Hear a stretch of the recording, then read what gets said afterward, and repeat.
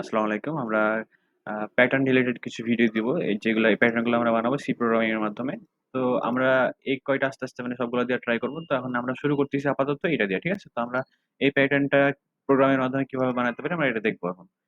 তো আমরা এখন যদি এখন দেখতেছি যে এরকম প্যাটার্ন গুলা, তখন এই প্যাটার্ন গুলাতে কিন্তু আমাদের রো আর কলামের একটা আইডিয়া দরকার। ঠিক আছে? যে আমাদের এখানে কয়টা রো আছে, কয়টা কলাম আছে। রো গুলা হইতেছে আমাদের এই বরাবর। ১ টা রো, ২ টা রো, ৩ টা, ৪ টা, ৫ টা, ৬ টা। তাহলে এই বরাবর হচ্ছে মানে যেগুলো আসতেছে এগুলো হচ্ছে রো আর কলাম হইতেছে এই বরাবর। ঠিক আছে? ১ টা, ২ টা, ৩ টা, ৪ টা, ৫ টা, ৬ টা। মানে এই রো আছে মানে ৬ টা, কলামও আছে ৬ টা। কিন্তু ১ম রো এর দিকে আছে আমাদের ১ টা, তারপরে এখানে ২ টা। তার মানে আমাদের আসলে আমরা দেখতে পাইতেছি যে আমাদের যত নাম্বার রো আমার এখানে স্টার কিন্তু আছে ৬ টা। তাই না? আবার ৩ নাম্বার রোতে স্টার আছে ৩ টা, ৪ নাম্বার রোতে ৪ টা। এভাবে ব্যাপারটা।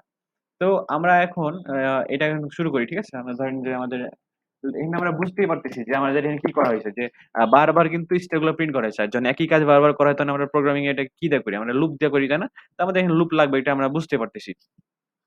তো লুপের মধ্যে এখন আমরা যখন সিঙ্গেল লুপ লিখি তখন কি করে? একটা কাজ করে। যেমন ধরেন যে আপনি এই বরাবর ৩ টা প্রিন্ট করাতে চান লুপের মাধ্যমে, একটা লুপ লিখলেন কাজটা করে দিল।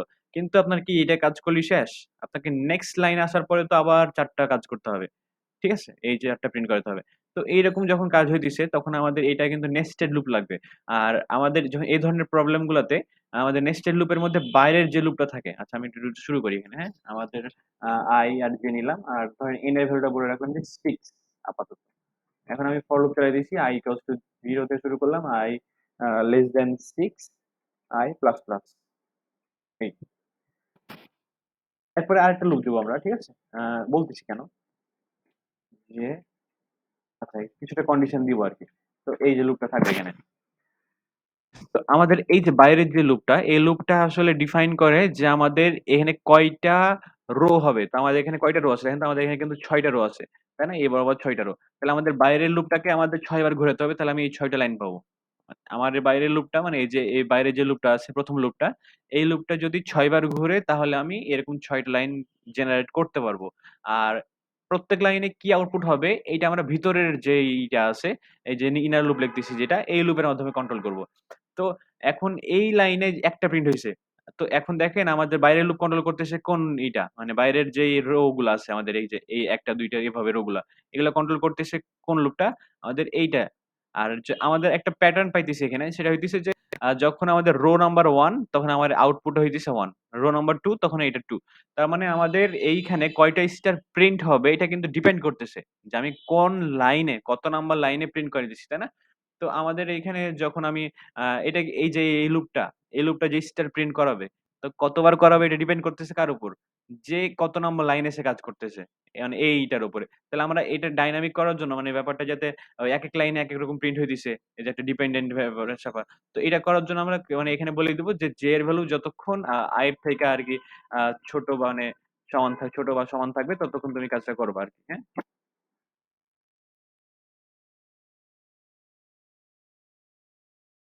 স্টার প্রিন্ট করে দিলাম তারপরে একটা স্পেস দিবা আরকি। তো এখন, এখন আমি যদি রান করি তাহলে পরে কি হবে? ঝামেলা হয়ে যাবে। দেখবো যে সবগুলো এক লাইনে চলে আসছে। এক লাইনে সব চলে আসছে। তো এক লাইনে যাতে না আসে তাহলে কি হবে যে আমার দেখা গেল দেখেন নিউ লাইন কোথায় দিচ্ছে এই যে। আমাদের একটা লাইনের কাজ শেষ হয়ে গেছে। এই যে এই লাইনের কাজটা কে করছে? কোন লুপটা করছে এই লাইনের কাজটা?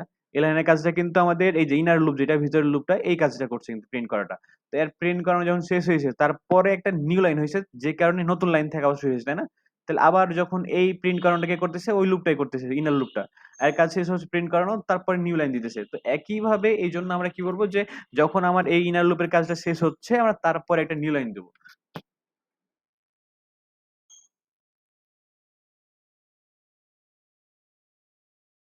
এই যে দেখেন, ওইরকম আউটপুট চলে আসছে। তো এখন আমাদের এখানে স্পেস যদি কম বেশি মনে হয়, তাহলে আমরা এই যে এখানে একটা স্পেস দিয়েছিলাম না এক্সট্রা, এটা আমরা কেটে দিতে পারি। তাহলে আমাদের অনেকটা ঐরকম লাগবে দেখতে।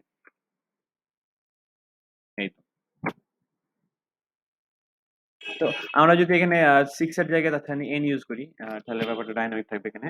আ n ইউজ করা 6 ইউজ করা তো একই কথা, তাই না? আমাদের আউটপুটে কোনো চেঞ্জ নাই দেখেন। এই তো। তো আমার এখন যদি মনে চাই যে একটু বড় করতে, তখন আমি কিন্তু ধরেন ১০ করে দিলাম এটাকে, রান করালাম কিন্তু দেখবেন যে ১০ এর মধ্যে গেছে। এই,